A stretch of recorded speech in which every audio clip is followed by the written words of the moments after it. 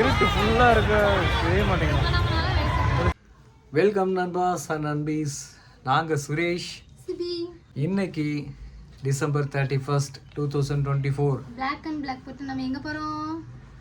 நம்ம வந்து new year செலிப்ரேஷனுக்காக போய்கிட்டு இருக்கோம். எஸ், இன்னும் கொஞ்ச நேரத்துலேயே வந்து 2025 பிறக்க போகுது. நம்ம தான் வெல்கம் பண்ணணும்.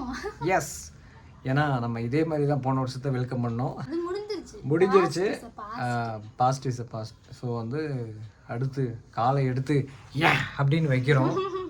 ஸோ 2025 இனி என்னென்ன செய்ய போகுது, என்னென்ன கற்றுத்தர போகுது அப்படின்னு தெரில. பட் வந்து நம்ம வந்து என்ன அடைஞ்சிருந்தாலும் அது வந்து நல்லதுக்கு தான் அப்படிங்கிறத நான் நம்புகிறேன்.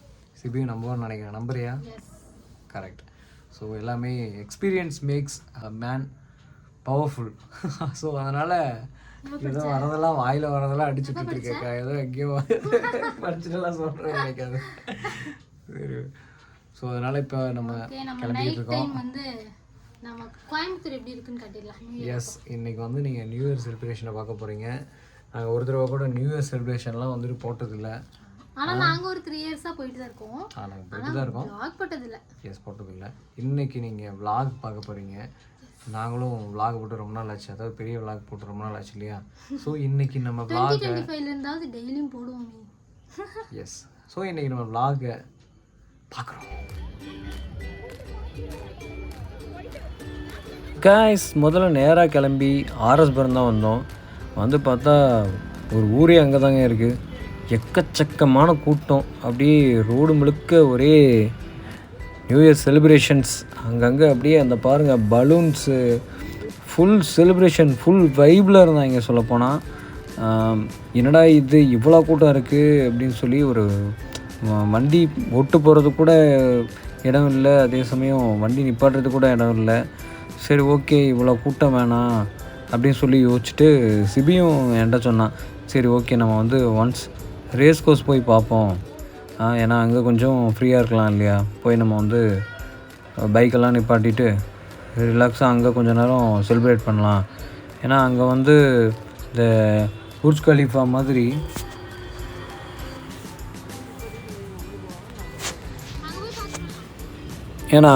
இந்த புர்ஜ் கலீஃபா மாதிரி இந்த ஒரு ஸ்க்ரீனிங் பண்ணுவாங்க. கவுண்ட்டு போட்டு கரெக்டாக 12 o'clock செலிப்ரேட் பண்ணுவாங்க. ஸோ அங்கே போகலான்னு சொல்லி கிளம்பி போனோம். பார்க்குறீங்கள டிராஃபிக்கை. ரேஸ் கோர்ஸுக்கு கிட்டத்தட்ட 1 கிலோமீட்டருக்கு முன்னாடி இருந்து சரியான டிராஃபிக்குங்க. உள்ளே நுழையவே முடியலை. ஒரு வழியாக அப்படியே நகர்ந்து கொஞ்சம் உள்ளே வந்துட்டோம். உள்ளே வந்து அப்புறம் அப்படியே பைக்கை பார்க் போட்டு, பார்க்கிங் போட்டோம்னா அதாவது பார்க்கிங்கெல்லாம் கிடையாது, ரோட்லேயே அப்படியே சைடில் நிப்பாட்டிட்டோம். ஏன்னா எல்லாருமே அப்படியே தான் நிப்பாட்டிட்டு இருந்தாங்க. ஸோ அப்படியே நிப்பாட்டு ஸ்லோவாக அப்படியே வாக் பண்ணி 2 பேரும் போனோம். சரியான கூட்டம். பார்க்குறீங்களே நீங்களே வீடியோவில். சரியான கூட்டங்க. ஊரே அங்கே தான் இருக்குது. கொஞ்சம் அந்த பக்கம்லாம் வந்து இருந்து பார்க்கும்போது என்ன யாரும் செலிப்ரேட் பண்ணல போலையே அப்படின்னு சொல்லி தோணுச்சு. பார்த்தா இந்த பக்கம் கொஞ்சம் அப்படியே இந்த ரேஸ் கோர்ஸ் பக்கம், நம்ம பிரிட்ஜு, நம்ம மேம்பாலம் பக்கம்லாம் மெதுவாக அப்படின்னு வரும்போதே தெரிஞ்சிருச்சு கூட்டம் அப்படியே அள்ள போகுது, சரியான கூட்டம் அப்படின்னு சொல்லி. ஸோ அதே மாதிரி சரியான கூட்டம், ஃபுல் வைபில், ஃபுல் செலிப்ரேஷன் மோடில் தான் வந்துட்டு எல்லோரும் வந்திருந்தாங்க. வெறும் யங்ஸ்டர்ஸ் மட்டும் இல்லை, ஈவன் நிறைய ஃபேமிலிஸு, வயசானவங்க எல்லாருமே வந்து ஜாலியாக செலிப்ரேட் பண்ணிகிட்டு இருந்தாங்க. ஸோ வந்து நாங்களும் கும்பலாக போய் ஐக்கியமாகி நாங்களும் செலிப்ரேட் பண்ணிகிட்டு இருந்தோம். பட்டாசுகள் வெடித்து செம்மையாக செலிப்ரேட் பண்ணிகிட்டு இருந்தாங்க.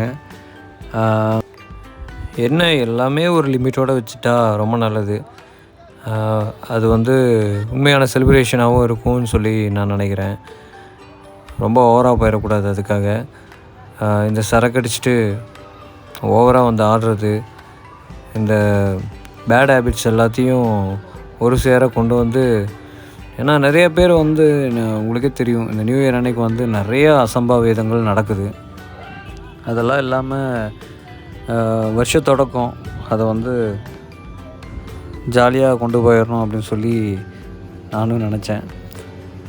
ஸோ அதனால் கொஞ்சம் நேரம் செலிப்ரேட் பண்ணோம். அதுக்கப்புறம் ஒரு கரெக்டாக ஒரு 12:30 ஒரு 1 நினைக்கிறேன். அப்போலாம் நாங்கள் வந்து கிளம்பிட்டோம். வீடு நம்ம பக்கத்தில் தானே, ஸோ அதனால் வந்து கிளம்பிட்டோம்.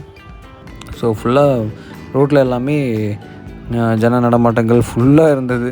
அதனால் ஒன்றுமே தெரில. ஈவினிங் ஒரு நைட்டு, அதாவது மிட் நைட் போகிற மாதிரியே ஃபீல் இல்லைன்னு வச்சுக்கோங்களேன். ஸோ அதனால் அப்படியே ஃப்ரீயாக போயிட்டோம். இந்த பைக்கை வச்சு வைப் பண்ணிகிட்டு இருந்தாங்க. அதாவது பைக் சைலன்ஸரை வச்சு சவுண்ட் கொடுத்துட்டு இருந்தாங்க. அது பார்த்திங்கன்னா ஒரு மாதிரி பயங்கர எந்தூவாக இருந்தது சொல்லப்போனால். இந்த வருஷம் எப்போவுமே வந்துட்டு இந்த பைக் ஸ்டண்ட் பண்ணுவாங்க. நியூ இயர்னாலே பைக் ஸ்டண்ட் பண்ணுவாங்க. என்ன சில பேர் வந்து இந்த ரேஷ் டிரைவிங் பண்ணுறது, ஒருத்தர் போகிற பைக்கில் 2 பேர் போகிற பைக்கில் வந்து 4 பேர் போய் ஏறி உட்காந்து ஸ்டன் பண்ணுறது, அந்த மாதிரிலாம் பண்ணுவாங்க. அந்த மாதிரிலாம் இல்லாமல் ஜஸ்ட் இந்த சவுண்டெல்லாம் வந்துட்டு கேட்குறதுக்கு ரொம்ப நல்லா இருந்துச்சு. இந்த சைலன்ஸில் வர சவுண்டு. அதுக்கப்புறம் இன்னொன்று பண்ணுவாங்க. இந்த அவினாஷி ரோடு போகும்போது எப்போவுமே வந்து இந்த ஸ்டாண்டை வந்து சரைச்சி விட்டு அப்படியே தீ பறக்கும். அது ஒன்று பண்ணுவாங்க. அது இந்த வருஷம் நம்ம பார்க்கல. ஸோ நாங்கள் இப்படியே ரிட்டன் கிளம்பிட்டோம். ஸோ அதனால் அது ஒன்று மட்டும்தான் மிஸ்ஸிங். பட் வந்து அந்த பைக் சவுண்டு வந்து நிறையா நல்லாவே ஒரு வைப் ஆக்குச்சு சொல்லப்போனால். ஸோ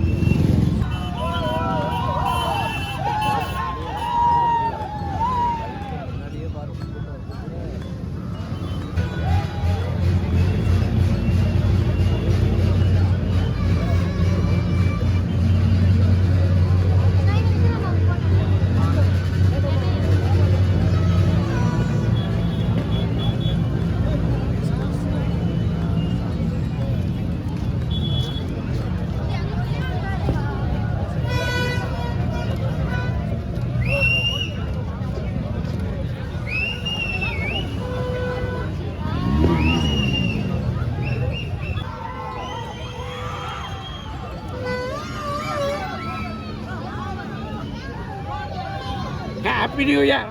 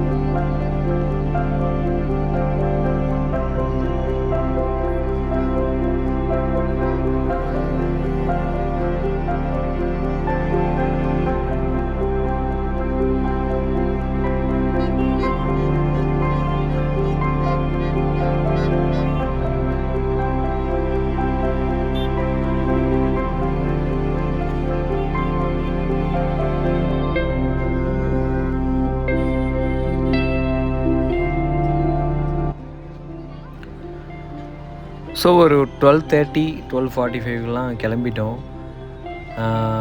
அப்போது அந்த டிராஃபிக் கொஞ்சம் அப்படியே தான் இருந்தது.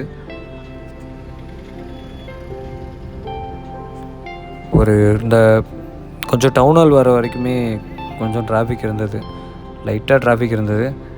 அதுக்கப்புறம் அந்த டவுன் ஹாலுக்கு அப்புறம் கொஞ்சம் டிராஃபிக் இல்லை. ஸோ நாங்களும் அப்படியே கிளம்பி ஸ்லோவாக வீட்டுக்கு போனோம். போகிற வழியில் ஸ்வீட் எடு கொண்டாடு அப்படிங்கிற மாதிரி டவுன் ஹாலில் வந்து ஒரு பேக்கரியில் நிப்பாட்டி